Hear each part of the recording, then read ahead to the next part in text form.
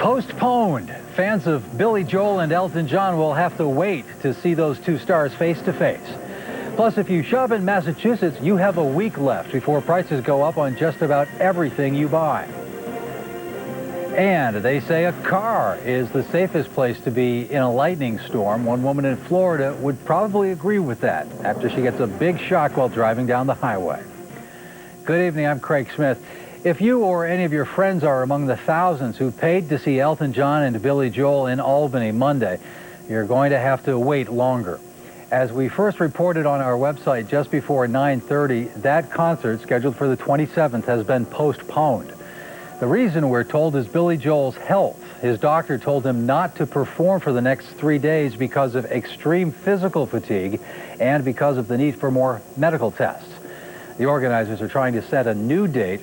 They advise you to hold on to your ticket as long as they can reschedule, and you're free on whatever night they may come up with.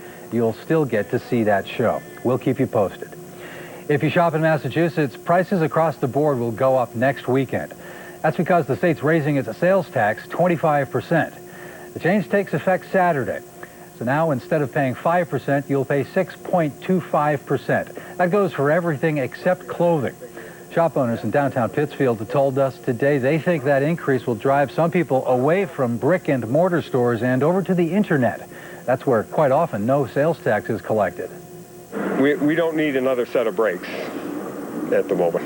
And is that what you feel as though this sales tax will do? I don't think it will help, right? It's not a time when people need more taxes, honestly. Yeah, we're trying to encourage people to spend and to keep the economy going, right? This is a disincentive to spend. Right? That increase is only in Massachusetts, and it starts on August 1st. In case you're wondering just how much that tax hike might hurt the consumers, we worked up just a few quick examples for you. If you buy a $20,000 car, you'll now pay $1,250 in taxes instead of only $1,000. For a $600 computer, the tax goes from $30 up to $37.50. And if you buy a $1,000 TV, it used to mean $50 in taxes. Now you'll pay $62.50.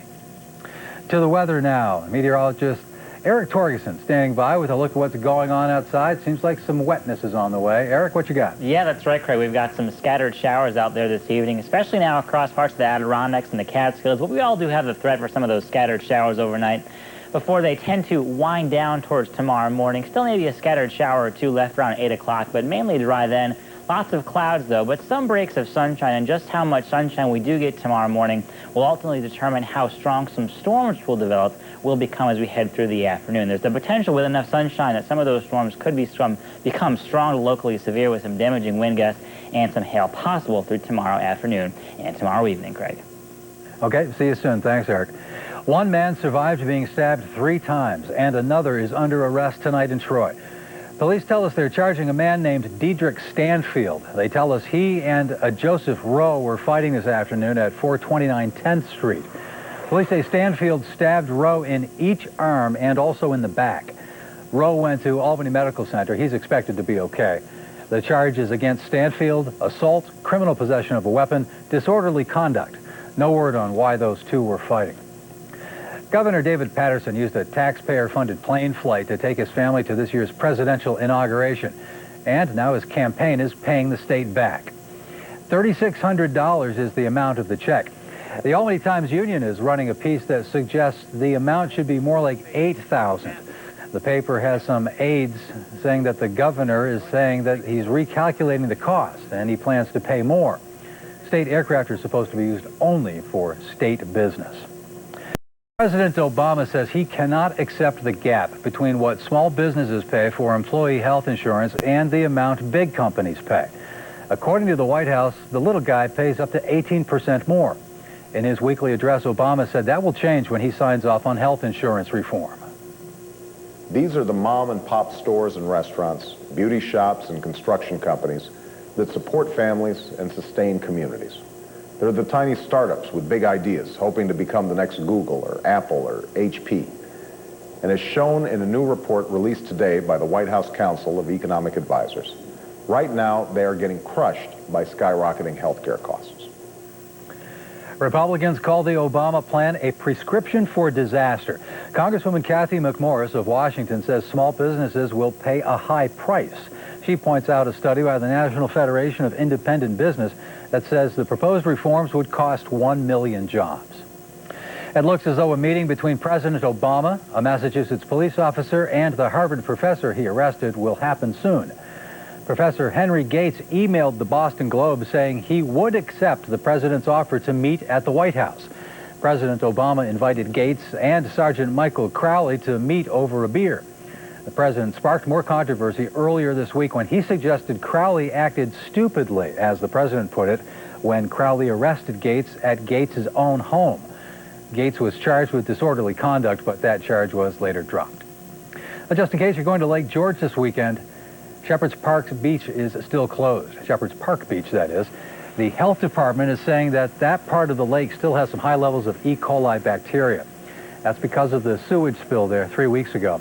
There had been some hope the beach would reopen yesterday, but now it looks more like next week, we're told. We'll keep you posted to let you know when it's safe to go in the water.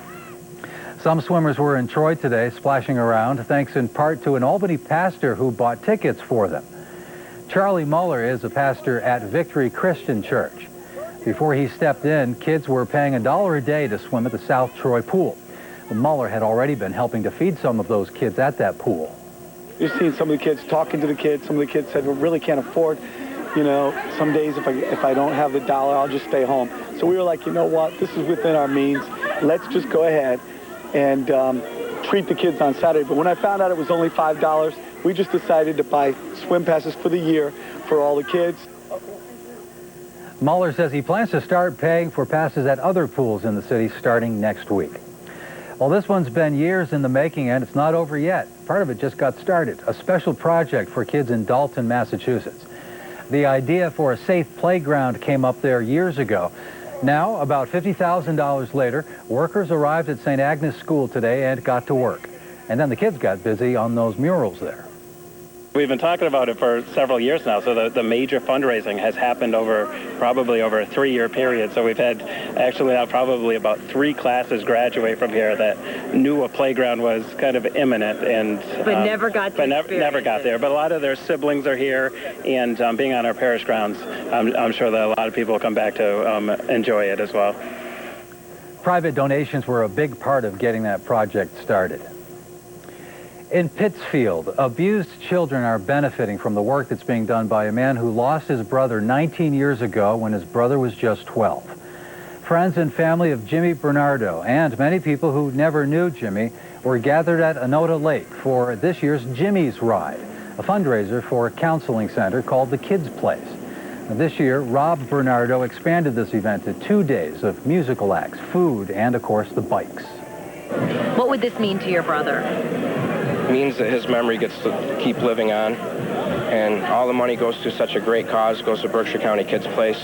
So any child that's been abused or neglected or molested or, God forbid, raped, or somebody who's lost a very close loved one in the family, Kids Place helps out all children and their non-offending family members. Jimmy Bernardo was murdered in 1990, a one-time movie theater janitor. Louis Lent is serving life without parole for that crime. He's also serving time for the murder of Sarah Ann Wood of New York.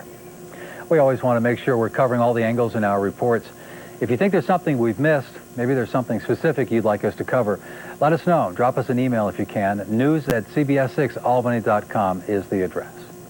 Stay with us. When we come back, meteorologist Eric Torreson will be here. He'll have your CBS 6 instant Doppler forecast.